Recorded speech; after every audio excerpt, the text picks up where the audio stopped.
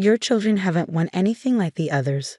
My MIO, Martha, cut through the elegant banquet hall, blocking our path to the family table. My kids, Sarah and Michael, ages 12 and 14, stood frozen beside me, their faces flushing with embarrassment. Look at Jessica's children, Martha continued, gesturing to my SIL's perfectly polished twins with their matching violin cases and academic medals. 3-time state champions, and Tommy's son just won the regional science fair. What have your kids done except played in the dirt all day? I felt Michael's hand tighten in mine.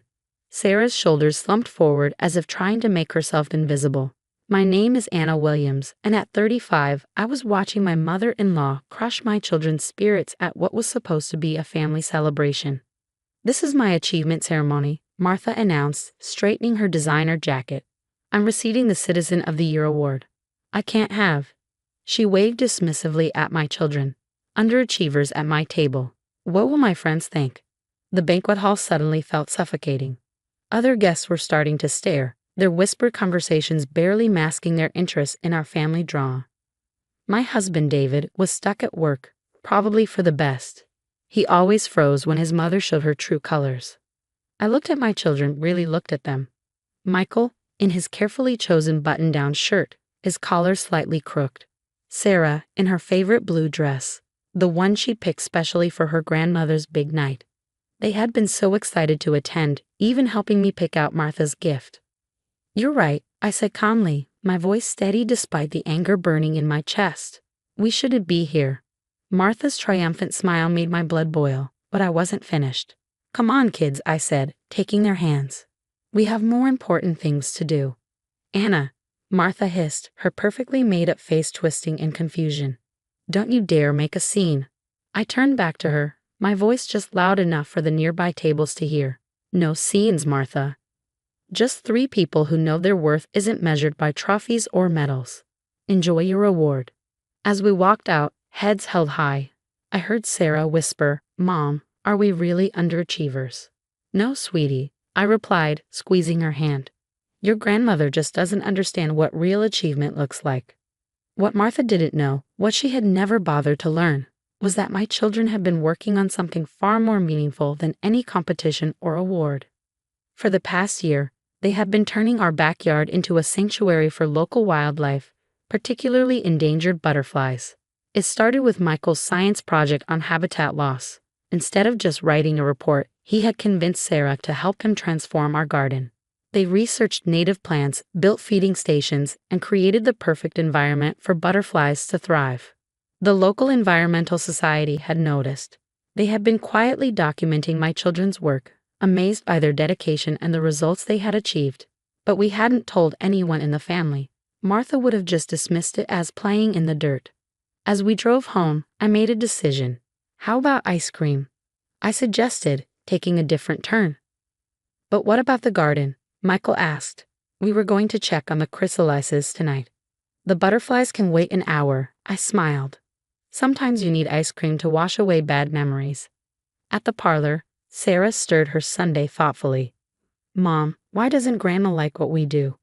I considered my words carefully. Some people only value things they can show off. They don't understand that real achievement isn't always about winning competitions or getting medals. Like our butterflies? Michael perked up. Exactly like your butterflies, I agreed. You two have created something amazing, something that's making a real difference. That's worth more than any award. What we didn't know then was that our quiet exit from Martha's ceremony would set off a chain of events none of us could have predicted. The local news station had been covering the awards, and a young reporter had overheard our exchange. She had also heard whispers about 2 kids who had created a butterfly sanctuary in their backyard. As we finished our ice cream, my phone buzzed with a text from David. Mom's furious. Says you ruined her big night. What happened? I typed back, your mother decided the kids weren't achievement worthy enough to attend. We left before she could hurt them more. His response was immediate. Coming home now. We need to talk. I looked at my children, finishing their ice cream and already discussing their plans for expanding the butterfly garden. They had no idea that their quiet dedication was about to capture the attention of our entire community. Ready to check on those chrysalises? I asked, standing up. Their faces lit up with genuine excitement. the kind that no amount of forced competition could create. As we headed home, I realized that sometimes the greatest achievements aren't the ones that come with trophies and ceremonies. Sometimes they're found in the quiet dedication of two kids who decided to make their corner of the world a little bit better. Little did we know, tomorrow's headline would read, "Local children create haven for endangered butterflies while grandmother receives Citizen of the Year award." Martha's perfectly planned ceremony was about to be overshadowed by the very achievements she had dismissed. "Mom," Sarah said as we pulled into our driveway, "do you think the monarchs will emerge tonight?" I smiled, thinking of the symbolism. "Maybe, sweetie. Sometimes the most beautiful things happen when you least expect them." David's car was already in the driveway, and I could see him standing in the backyard, staring at our children's creation with new eyes. Maybe it was time for everyone to understand what real achievement looks like.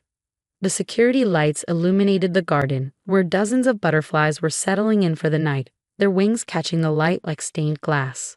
In that moment, I knew we had made the right choice leaving Martha's ceremony. Some achievements don't need an audience to be meaningful.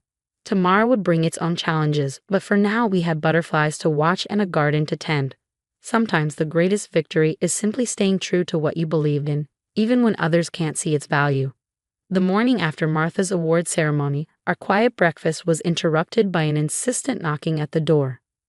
I opened it to find Melissa Chen, a local news reporter, standing on our porch with a camera crew. "Mrs. Williams? I'm from Channel 5 News. We heard about your children's butterfly sanctuary and would love to do a story. The timing seems particularly relevant given last night's events." I glanced back at Michael and Sarah, who were peering curiously from the kitchen. "How did you hear about our garden?" Melissa smiled. "Word travels fast. Plus, we were covering the Citizen of the Year ceremony when you left. Several guests mentioned your children's environmental project. Is it true they've managed to attract 5 endangered species?" Before I could respond, my phone buzzed. Martha's name flashed on the screen, accompanied by a link to the local paper's website. The headline made my heart skip a beat.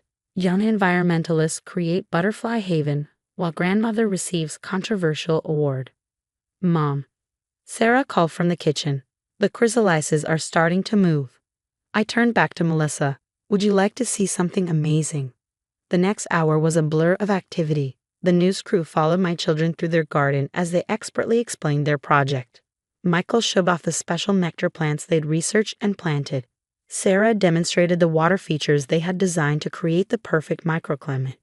"And here," Michael said proudly, pointing to a cluster of chrysalises, "is where the magic happens." As if on cue, one of the chrysalises began to crack.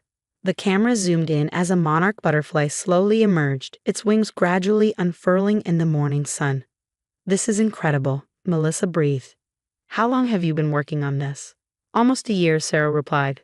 "We started after Michael learned about habitat loss at school." "Did you know monarch butterflies have declined by more than 80% in recent years?" My phone continued to buzz with messages. Jessica, whose violin-playing twins were Martha's pride and joy, wanted to know why her children were being overshadowed by butterflies.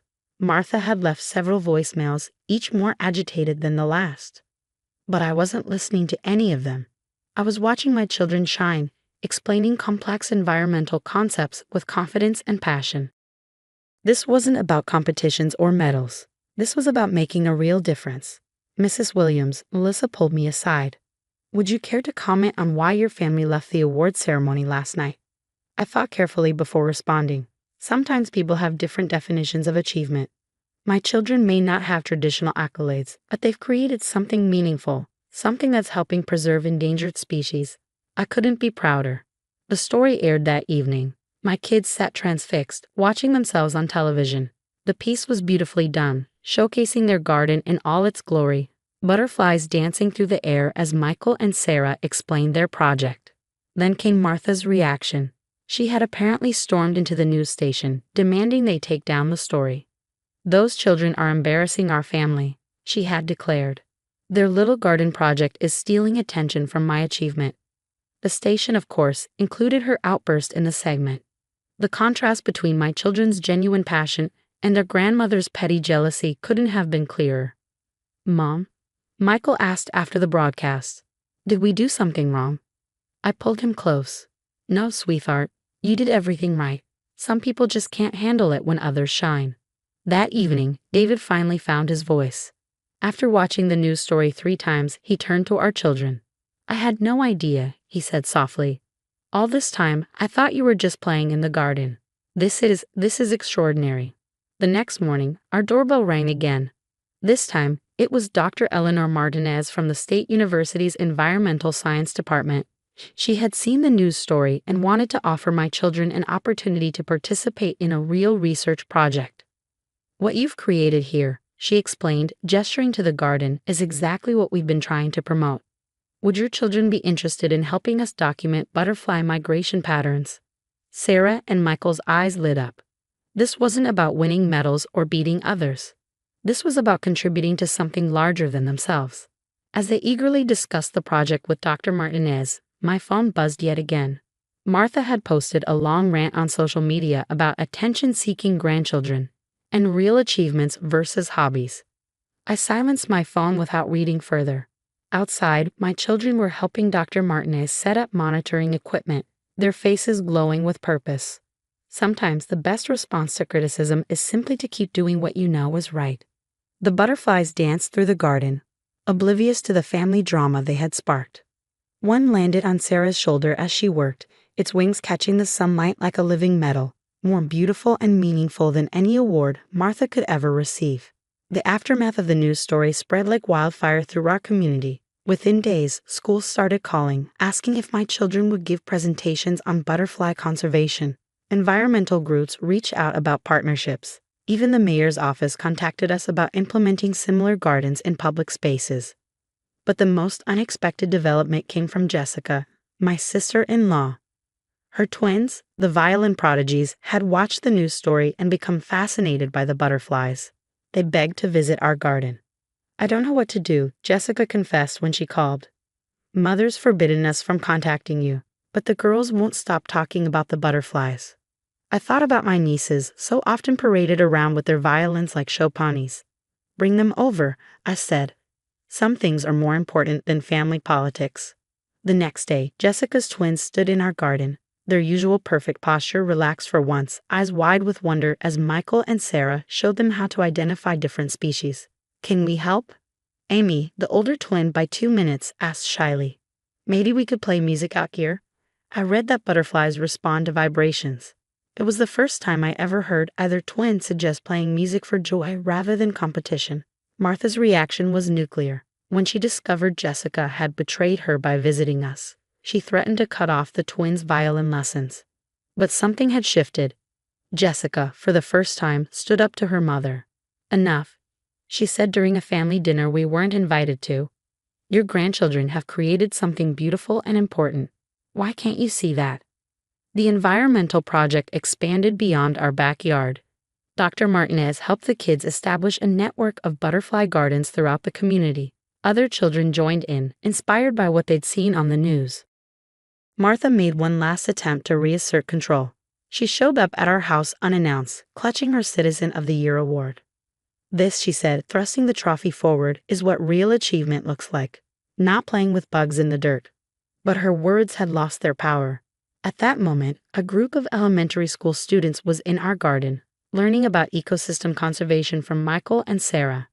Their eager faces and thoughtful questions spoke volumes about what real achievement looked like.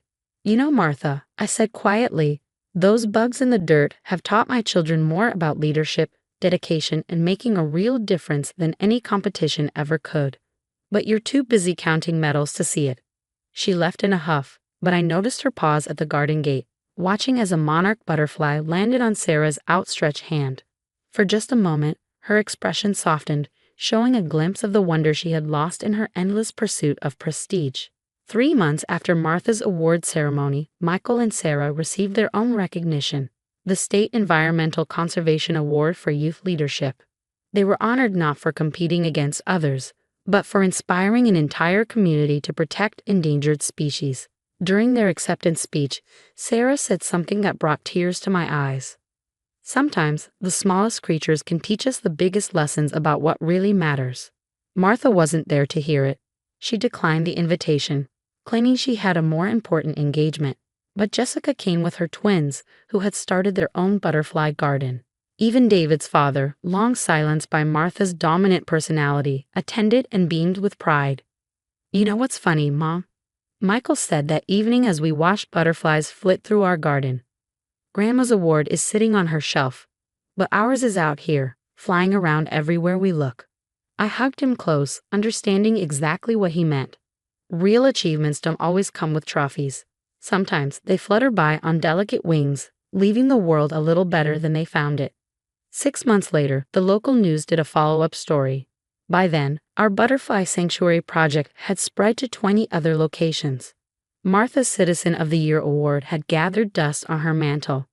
But my children's legacy was alive and growing, touching lives and making a real difference.